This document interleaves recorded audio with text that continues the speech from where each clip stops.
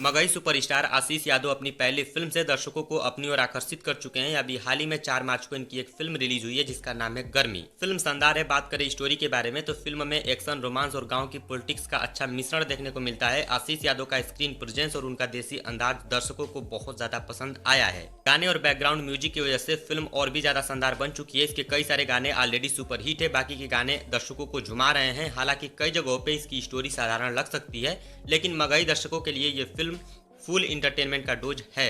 भर भर के दर्शक इस फिल्म को देखने के लिए पहुंच रहे हैं। वहीं कई सारे जगहों पे शिकायत ये आ रहा है कि ये फिल्म उनके आसपास के सिनेमा हॉल में नहीं लग पाई है। अब उनको इंतजार करना होगा कब तक ये फिल्म उनके आसपास के सिनेमा हॉल में लगती है, या फिर थोड़ा और इंतजार करना पड़ेगा, क्योंकि ये फिल्म यूट्यूब पे भी रिलीज होने वाली है। अभी तक कंफर्म डेट नहीं आया है, लेकिन बताया जा रहा है कि 1 से 2 महीने बाद ये फिल्म यूट्यूब पे रिलीज हो जाएगी। इस फिल्म के अलावा इसके सेकंड पार्ट को लेके भी चर्चाएं चल रही हैं, लेकिन अभी तक कोई ऑफिशियल अपडेट देखने को नहीं मिला है गर्मी 2 को लेके।